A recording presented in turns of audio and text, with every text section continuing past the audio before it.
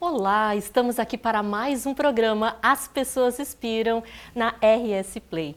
Gente, estou muito feliz hoje de estar aqui com mais pessoas inspiradoras para mostrar para vocês, né, o quanto tem gente fazendo coisas interessantes aqui no nosso Rio Grande do Sul, nosso Brasil e nosso mundo. E hoje, para conversar um pouquinho sobre as nossas pesquisas, né, tudo que está acontecendo aqui no Rio Grande do Sul com relação à área ambiental, eu trouxe o nosso querido Lucas Fontes, ele que é empreendedor social, educador ambiental, pesquisador da URGS e fundador da Green Thinking e também um poeta em transformação. Olha que bacana. Seja muito bem-vindo, Lucas, ao programa As Pessoas Inspiram. Obrigado, Eliane, pelo convite, pela oportunidade de estar aqui. É um prazer também ter interações como essa, que é onde a gente gera a cultura, a arte, o conhecimento também, né? Muito maravilhoso, obrigado. maravilhoso. Eu já conheço o Lucas, né, de bastante tempo, né, e sei realmente, assim, o quanto ele inspira o nosso Rio Grande do Sul aqui, está fazendo coisas bem legais, né? E para a gente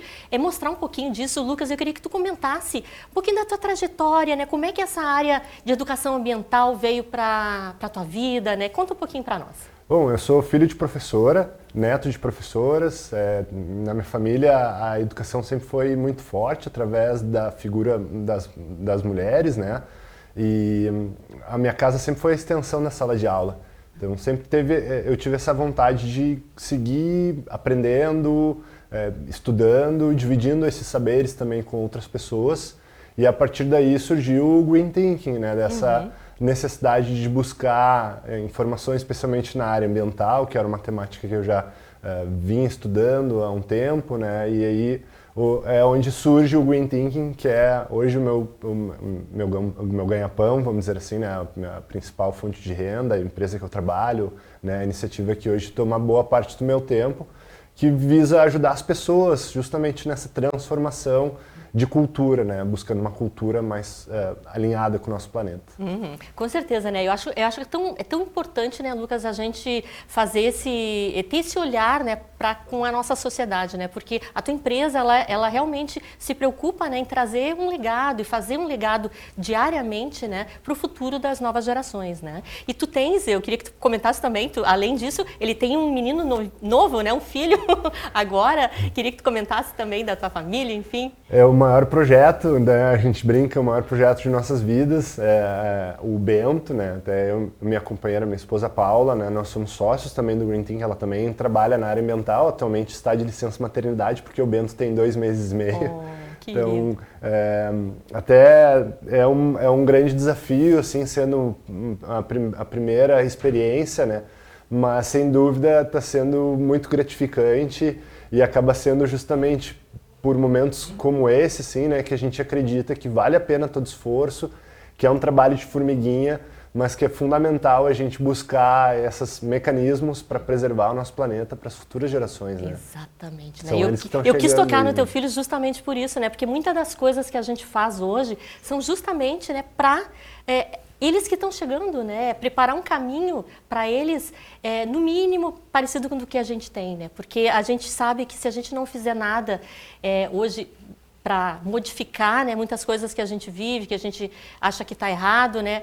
Talvez eles não tenham o mesmo mundo que nós temos hoje, né? E hoje é tudo muito dinâmico, né, Eliane? É tudo muito fluido, muito rápido também, né? A sociedade líquida, segundo o Zygmunt Bauman, que fala, né?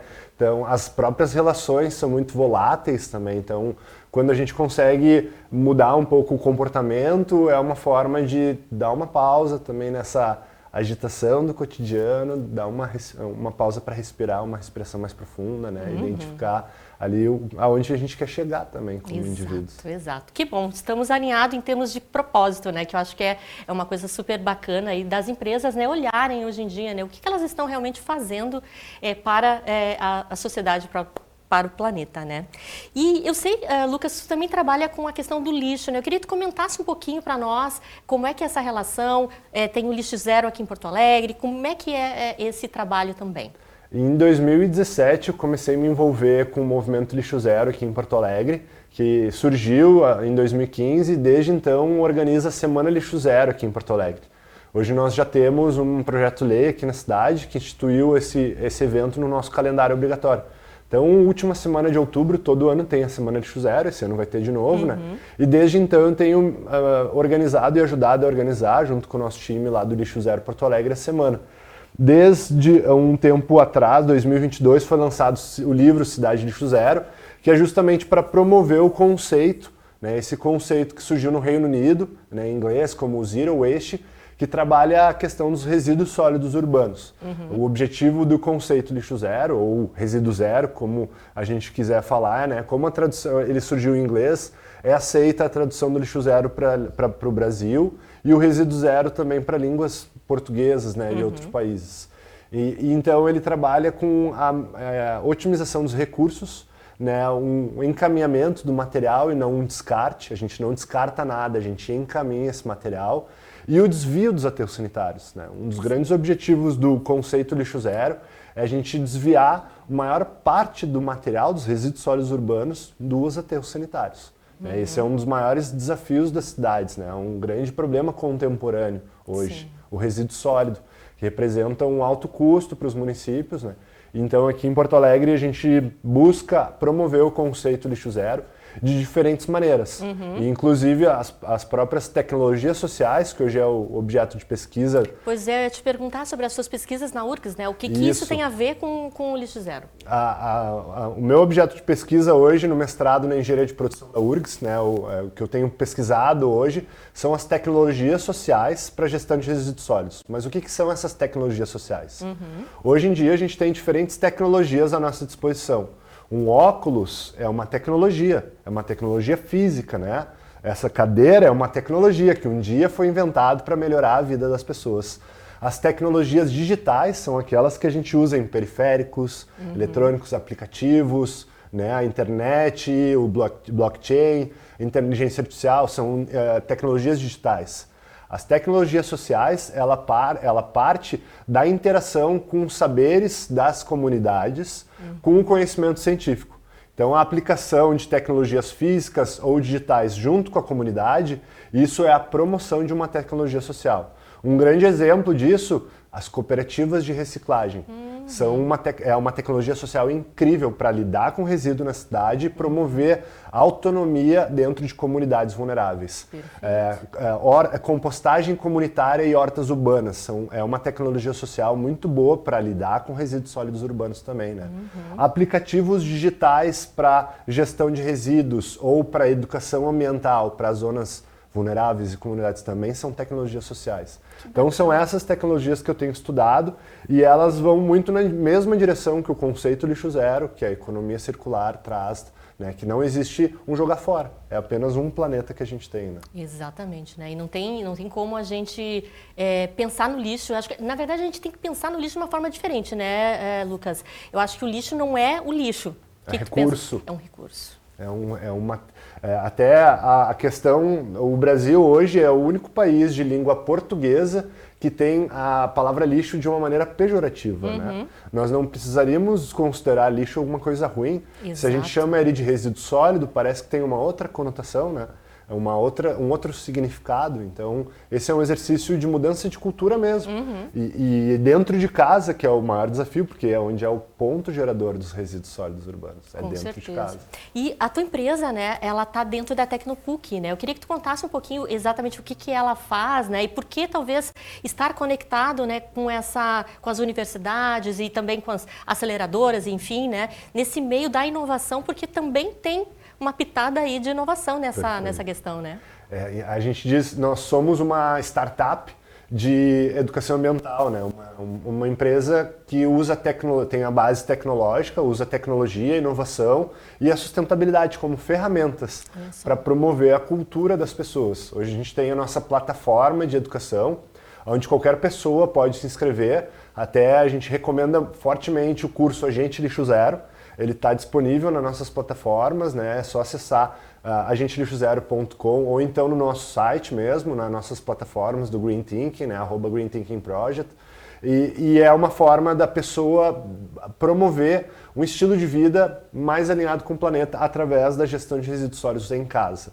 A gente também desenvolve soluções para as empresas, para as corporações, que aí são soluções personalizadas, né? E o nosso modelo de negócio funciona no modelo SaaS, que é Sustainability as a Service. Seriam sustentabilidade como um serviço, projetos e soluções personalizadas.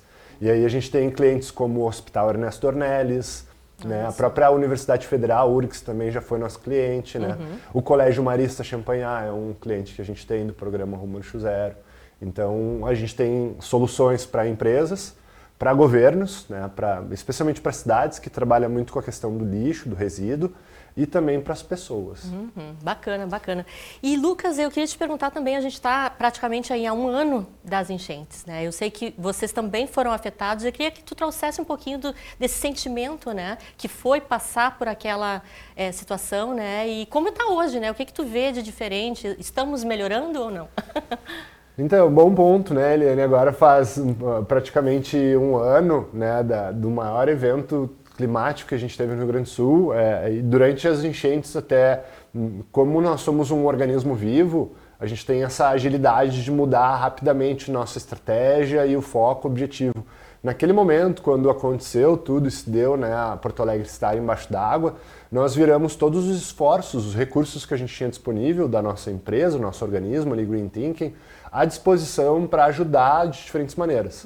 Então, desde a parte de operação de resgates, né, para tirar pessoas de suas casas com uma equipe de salvamento de barco, até mesmo na construção de aplicações que pudessem direcionar doações e demandas para quem estava sendo atingido ou estivessem em abrigos, né? Então, a gente não mediu esforços, né? Fizemos uma campanha também direcionada para apoiar. Eu acho que como boa parte do Rio Grande do Sul, né, muitas pessoas e organizações tiveram essa atitude, ajudaram ativamente a minimizar os impactos, e a gente vê que essa reconstrução ela vai se dar ao longo de muitos anos ainda, né? Até exemplo de outros lugares que passaram por situações semelhantes que demoraram mais de 10 anos, né? O próprio furacão Katrina que aconteceu nos Estados Unidos, eles demoraram quase 10 anos para se reconstruir, né? Então não vai ser em 1 ano que a gente vai restabelecer tudo que tinha, né, que estava sendo construído antes das enchentes, porque foi um verdadeiro marco. E daqui para frente, o que a gente tem visto é que eventos como esse, eles serão mais comuns e recorrentes. Então a gente tem que estar mais preparados para quando acontecer isso de novo, a gente poder saber exatamente o que fazer, né, com quem se conectar, com quem contar, como lidar, né, quais decisões tomar nesses momentos mais importantes ali, que são muito rápidos, né? Exato, né? E tanta gente, né, foi afetada diretamente e indiretamente, né? Então a gente ainda está sofrendo, né? E famílias ainda estão sofrendo em função desse impacto, né? Há 1 ano atrás, enfim, faz parte da vida, né? Mas temos que mudar, né? Eu acho que essa intenção de fazer algo diferente, fazer algo melhor, é o que a gente deve levar nas nossas empresas, nos nossos negócios, né? E até experiências como essa aqui, de trazer pessoas para contar um pouco das suas experiências, é uma forma de também inspirar outras pessoas, né? Da gente estar provocando, sendo uma sociedade provocativa, que a partir das atitudes e ações de outras pessoas também se inspire a querer a mudança, né? A buscar mudar o seu comportamento, às vezes mudar o estilo de vida, né? A trocar essa percepção sobre a cultura que a gente tem. Né? A cultura ela é um processo demorado, né? Mas a gente tem que ter é formiguinha, né? Todos os dias, passo a passo, para construir algo realmente diferente, né? E eu vejo, Lucas, assim, o quanto é importante a gente trabalhar com os jovens, né? Vocês também têm uma atividade importante, né, para com eles. Então, eu queria que tu falasse sobre isso. Especialmente quando a gente trabalha a questão da educação ambiental, né? A educação da base ali, os mais jovens, as crianças, né? Os seres humanos que estão em formação, é como se fosse uma tela em branco, assim, que a gente tem a possibilidade de trazer elementos que vão ajudar no desenvolvimento da personalidade deles para o resto da vida. Sim. Isso é um grande ponto, tanto para positivo quanto negativo, né? Então, quando a gente leva essa educação ambiental lúdica, é para marcar essas crianças, esses jovens de tal ponto, que eles nunca mais se esqueçam disso, né? E levem isso para o resto da vida. E hoje eu tenho um personagem que se chama Piratelvis. que trabalha a educação ambiental de uma maneira lúdica, que ele é o protetor dos oceanos. Então eu me fantasio de pirata e faço uma dinâmica interativa com crianças de 5 até 11, 12 anos.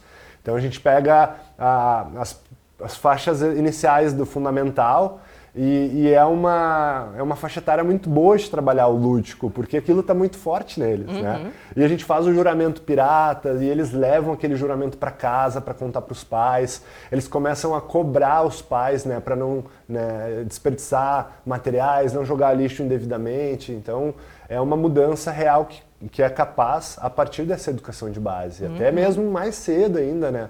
Trabalhando na educação infantil também é possível de fazer esse trabalho. Com certeza, né? E isso acho que está dentro da gente, sabe? Eu sinto assim que a gente se desconectou, não sei como, quando, né? E é preciso a gente resgatar essa essência que está dentro da gente, né? Que está dentro da criança, né? Está ali genuíno. Então, trazer isso e aflorar isso vai reverberar numa sociedade diferente, numa sociedade mais conectada com a sustentabilidade, né? Com essa questão de realmente transformar.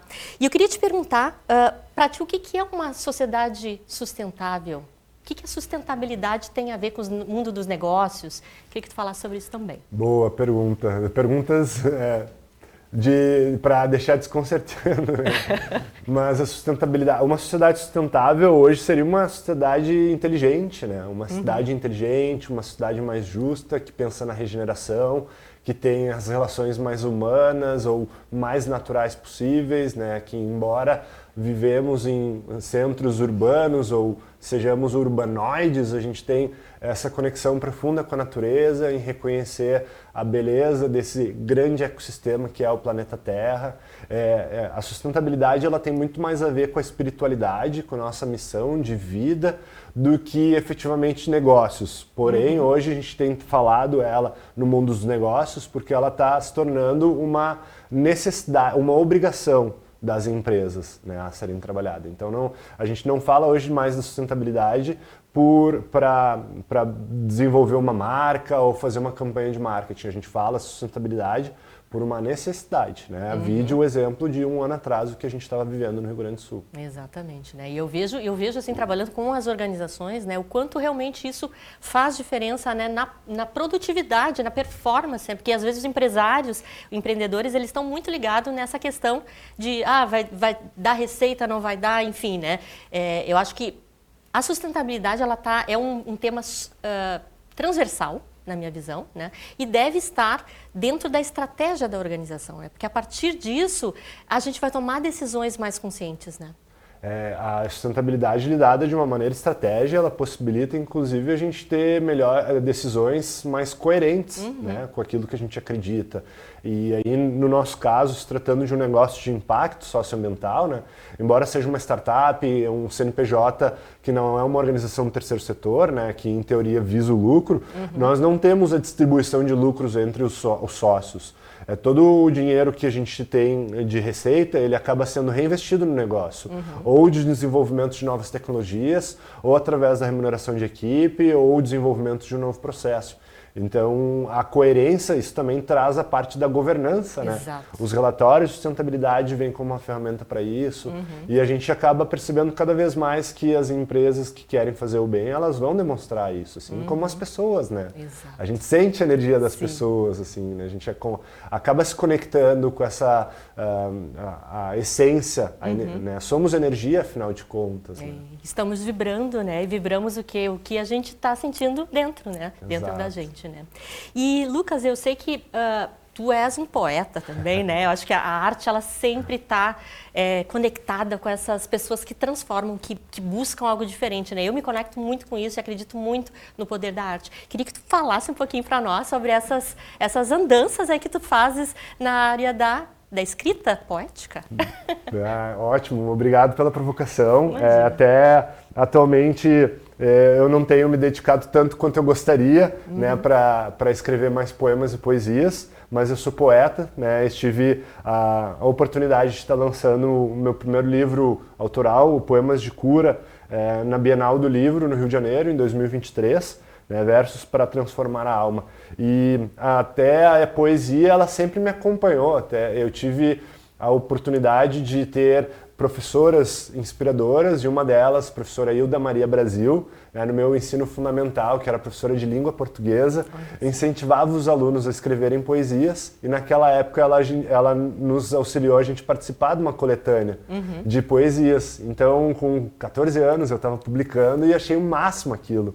E depois de 10 anos eu fui publicar de novo, né? Até depois de 20 anos eu fui publicar de novo através desse livro, Poemas de Cura. E o Poemas de Cura ele surgiu num momento que foi uma forma de expressão, foi bem na pandemia. E por isso Poemas de Cura, que era na época para quem escreve e para quem lê, que era também uma forma de... era uma terapia, né, para eu externalizar um sentimento e eu acredito que é um exercício que todo mundo pode externalizar, né? Afinal de contas, todos somos artistas, todos queremos viver da nossa arte, independente de qual seja, todo mundo tem um dom, uma habilidade que quer externalizar para o mundo, né? E viver dele, né? Disso. Então, os desafios. Atualmente eu tenho escrito mais artigos acadêmicos e científicos, né? Sim.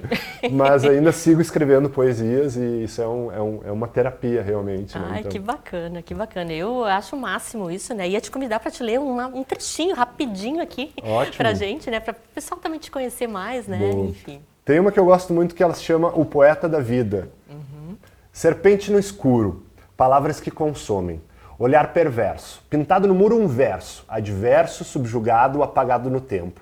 Entrelaçado na rua, um rapaz descalço, acenando para a lua. Vocês podem pensar que é louco, mas é o poeta da vida, artista imaginário sem julgamentos. O que é proposto em seus pensamentos é mudar a perspectiva. De um mundo melhor? Talvez, só depende de nós. Perguntas desconfortáveis para medir pontos sensíveis, inaudíveis em alguns instantes, medir o que é relevante, o quanto você tem sonhado, o quanto você tem sorrido. Tem praticado empatia? Como a relação com a sua família? Alegria de viver. Sorriso no rosto, olhar altivo, mesmo que não seja permanente, mas que esteja sempre presente. E até mesmo nos momentos difíceis, eu consigo encontrar o arco-íris. Ai, que lindo! Nossa, profundo, né? Profundo. Que cada um de você que está aqui, né, se conecte, né, com a poesia ou com alguma arte, com alguma forma, né, de se expressar melhor no mundo, né? Porque eu acho que faz total diferença, né? Eu sou muito fascinada por isso, né? E chega a me emocionar porque eu realmente sei o poder que tem essas formas de expressão, né? E a arte é uma forma de expressão, né? E é como a gente se comunica no mundo, né? E por isso que eu gosto muito de ressaltar que todos somos artistas. Exato. Todos temos a nossa arte a ser compartilhada com esse mundo. Né? É verdade. Que a gente possa cada vez mais compartilhar a nossa arte. Né? Com certeza. Lucas, já estamos no final aqui do programa, né? Eu queria que tu deixasse as suas redes sociais e também uma mensagem final para quem quer se aventurar, né? Para essa missão, uma missão de transformação do nosso mundo. Obrigado pelo convite, né? Obrigado pela oportunidade de conversar um pouquinho mais sobre o que a gente tem feito, sobre eu trazer a minha arte aqui para expor para vocês. Eu estou nas redes sociais, no LinkedIn, no Instagram, Lucas Fontes, né?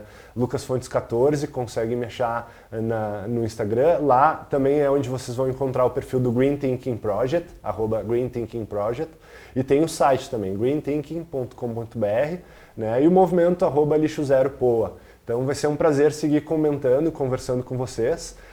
Tudo importa, é importante comentar isso, né? Todos temos o nosso papel nesse plano, todas as atitudes elas fazem a diferença, por menor que a gente pense que ela possa parecer, né? Ela vai reverberar como uma onda no oceano. Então é importante dar esse primeiro passo e querer intencionar essa mudança positiva. Muito bem, muito obrigada, Lucas, e até o próximo programa As Pessoas Inspiram. Muito obrigada.